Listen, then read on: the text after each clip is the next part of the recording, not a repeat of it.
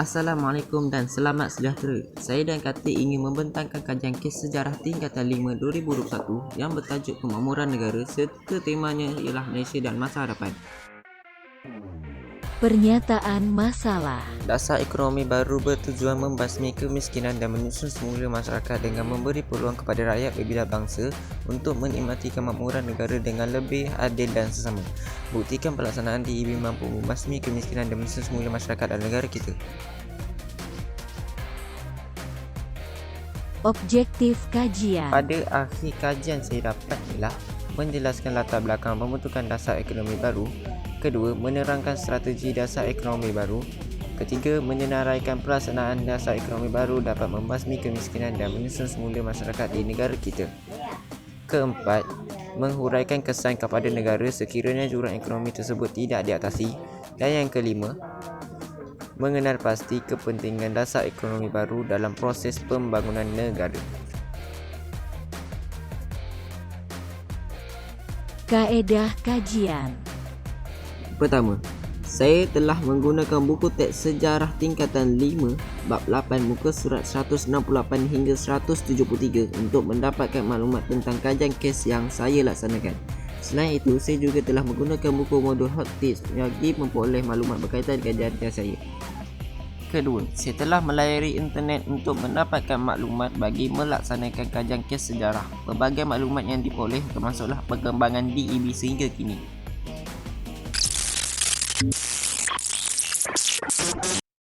Dapatan kajian. Objektif pertama.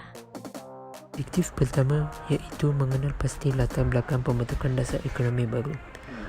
Latar belakang pembentukan dasar ekonomi baru ialah Majlis Perundingan Negara yang ditubuhkan pada bulan Januari 1970. MAPIN diangkutai oleh pelbagai lapisan masyarakat dan ditubuhkan untuk mengadakan garis panduan bagi kerjasama antar kaum. Selain itu, rancangan pembangunan ekonomi negara dilaksanakan dalam tempoh 20 tahun bermula pada tahun 1970 hingga tahun 1990. DEB dilancarkan melalui rangka rancangan jangka panjang pertama RRJP1 yang merangkumi 4 rancangan pembangunan 5 tahun Malaysia. Tujuannya adalah untuk memulihkan ketidakseimbangan sosio-ekonomi yang wujud antara kaum, antar wilayah dan antar kawasan dalam wilayah yang sama. Objektif kedua. Objektif kedua iaitu menjelaskan strategi dasar ekonomi baru. Strategi dasar ekonomi baru yang terdapat ialah membasmi kemiskinan dengan menambahkan pendapatan dan memperbanyak peluang pekerjaan kepada rakyat tanpa mengira kaum. Selain itu, DEB juga dapat menyusun semula masyarakat untuk mengurangkan dan menghapuskan pengenalan kaum mengikut fungsi ekonomi. Tambahan pula, DEB pula dapat memberi peluang rakyat menikmati kemakmuran dengan lebih adil dan saksama dengan mengurangkan jurang sosial antar negeri serta mengurangkan jurang sosial desa dengan bandar. DEB juga mengurangkan jurang sosial ekonomi antara bumi putera dengan bukan bumi putera serta mengurangkan jurang sosial pantai timur dan pantai barat. Objektif ketiga. Objektif ketiga iaitu menghuraikan pelaksanaan dasar ekonomi baru dapat membasmi kemiskinan dan menyusun semula masyarakat di negara kita. Antaranya cara pelaksanaan dasar ekonomi baru dapat membasmi kemiskinan dan menyusun semula masyarakat di negara kita ialah meningkatkan taraf hidup rakyat. Rancangan tersebut bertumpu kepada penduduk yang menghadapi kemiskinan di bandar dan di luar bandar. Selain itu, kerajaan juga telah melaksanakan rancangan buku hijau bagi menambahkan pendapatan rakyat dan pengeluaran bahan makanan supaya cukup untuk keperluan negara. Rancangan ini memberikan tumpuan kepada penggunaan tanah yang sepenuhnya dengan mengusahakan tanah dengan tanaman jangka pendek, perkebunan berkelompok dan penternakan. Di samping itu, agensi kerajaan juga memainkan peranan dalam pelaksanaan DEB. Antara contoh agensi kerajaan yang memainkan peranan dalam DEB ialah Lembaga Pertumbuhan Berladang, Lembaga Beras dan Padi Negara, Lembaga Kemajuan Ikan Malaysia dan pihak berkuasa kemajuan berkebun kecil perusahaan getah. Seterusnya, Lembaga kemajuan tanah persekutuan. Juga terlibat dalam pelaksanaan DEB dengan membuka tanah baharu untuk pertanian dan menyediakan skim penolakan kepada penduduk pelbagai kaum. Kemudian, rancangan pembangunan wilayah dijalankan dengan pembukaan tanah untuk industri getah dan kelapa sawit. Tambahan pula, DEB juga meningkatkan pemilikan modal saham bumi putera untuk mewujudkan masyarakat perdagangan dan perindustrian bumi putera melalui penubuhan permodelan nasional Berhad, amanah saham nasional dan amanah saham bumi putera. Akhir sekali, pengenalan industri kecil dan sederhana yang meliputi kraft tangan, makanan, pakaian dan inap diesel dapat memperbaiki taraf hidup rakyat serta menambah daya pengeluaran dan pendapatan.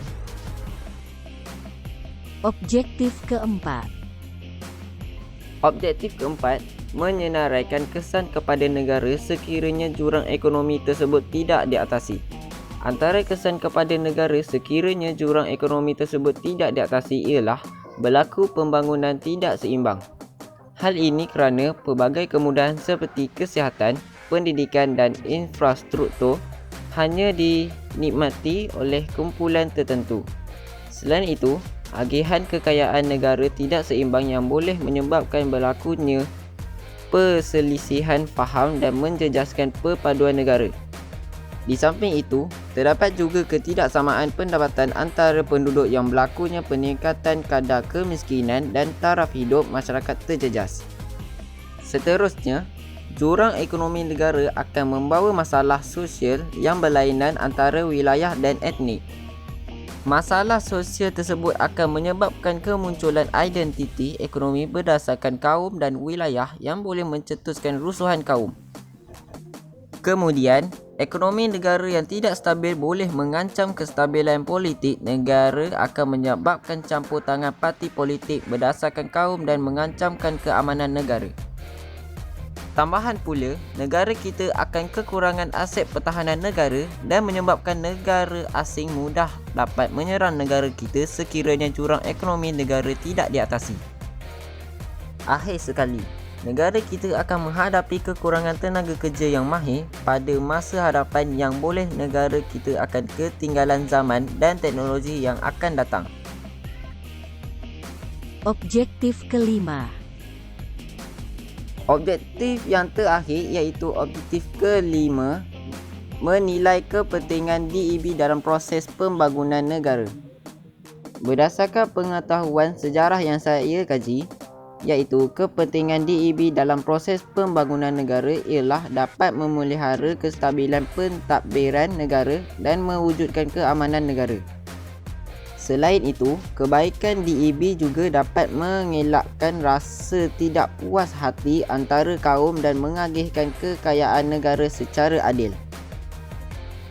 Di samping itu, kerajaan dapat menjaga kepentingan setiap kaum dan meningkatkan taraf hidup rakyat dalam pelaksanaan DEB.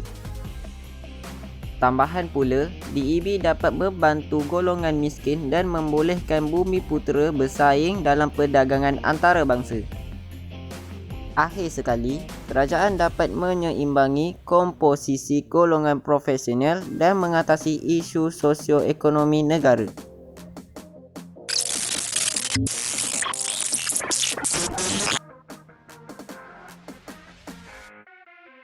Kesimpulannya, pelaksanaan dasar ekonomi baru telah menjadi sebagai salah satu bukti bahawa manusia boleh menguruskan asas ekonomi negara tanpa bantuan pihak luar. Selain dari segi ekonomi, DEB juga dapat menyelesaikan masalah jurang sosial yang terdapat dalam negara dan mempereratkan hubungan antar kaum dengan memberikan pengagihan pendapatan yang sistematik. Antara kejayaan yang boleh dilihat daripada pelaksanaan DEB ialah penurunan kadar kemiskinan, peningkatan taraf pendidikan serta pengurangan jurang pendapatan antar kaum yang menyebabkan DEB membawa peningkatan taraf hidup rakyat. Rakyat Malaysia perlu mengambil nilai-nilai yang terdapat daripada pelaksanaan DEB kerana usaha tersebut bukan sekadar memajukan ekonomi negara, malah ia juga dapat mengakrabkan hubungan antar kaum, sikap toleransi dan kerjasama. Usaha ini juga diperlukan jika berlaku seperti pandemik virus yang menjejaskan kesihatan dan pendapatan rakyat.